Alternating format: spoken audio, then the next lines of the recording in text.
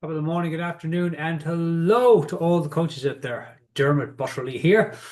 Okay, we're going to talk about the seven biggest mistakes that I made. I've made a lot more, more like 5,000, but we're going to stick to seven. I really sat down and thought about, Dermot, what are the seven biggest mistakes that you made, and what did you learn? And then how did you solve those problems as they come up? So we're going to talk about today. We're going to start with number one. Now, and not just me, but I've been doing this now since 15 years, teaching coaches how to build profitable coaching practices, group programs, memberships, subscriptions, courses. And one of the biggest mistakes that especially new coaches, but seasoned coaches too, is they spend all their time working on the business and very little time working in the business. Now, what does that mean? It means, I'll tell you a story to illustrate this. When I started back in 2011, building my coaching practice, came out of school, put up the shingles. If I build it, they'll come. Nobody came. And I spent an entire year building a website. And I thought, well, if I build a website, they'll come, right? And little did I know that the coaching business is a relationship business. It's not a selling and getting. It's not a selling and marketing. That is part of it. But this is a giving. This is a service. What I teach is serving is much better and easier for people to do, coaches to do, than to sell your services. And so I thought, okay, build a website, and they'll come. And I spent an entire year doing that. Now, in all that time, I wasn't inviting anyone to a complimentary session. I wasn't telling anyone about my coaching services.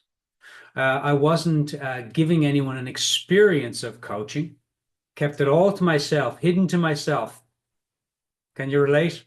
Of course, we all do it. We don't tell anybody about our services.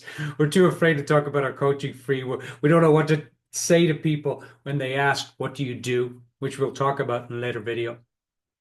And so I really struggled for the first year, but I spent all my time and a lot of money and a lot of energy building a website. And after I built the website, I thought, okay, crickets, where are the people? Like a deer in the headlights. Nothing is happening here. And I realized when I met my coach, Steve Chandler, he asked me, Dermot, how often do you tell people about your services as a coach? I said, never. He said, how often do you invite someone to come and have an experience of coaching? Because you don't have to sell coaching. Give the experience, allow the experience to do the selling. I said, never. In the last year, I haven't done it. And he said, Dermot, you're spending all your time working on your business and you're not spending any time working in your business. In your business is giving people an experience of coaching or coaching people. And on your business is sitting down and looking at the future of your business. Where am I going to create connections? Who do I already know that needs help? Who can I serve right away? Who's got problems that I know if they sat down and had a coaching session, the coaching session could solve them. So here's your question. How much time are you spending per week working on your business? Landing pages, web pages, posting on social media. How much time are you doing with that? 50%, 90%? And then how much time are you per week? How many conversations do you have with people per week? How much time are you spending letting people know about your services and inviting them to come and have a conversation with you? You want to have it around 50-50. Now, I do it very simple. Here's a simple way that I do both. On Mondays, for 2 hours, I work on my business. I sit down and I ask myself, what would I love to create? If I could create anything in my business, what would I love to create? If I could create clients in a way that makes my heart sing, how would I do it? What would I love to do? Now, for me, it's creating videos and sharing content. I love it. And teaching. I love teaching. I love telling people about coaching.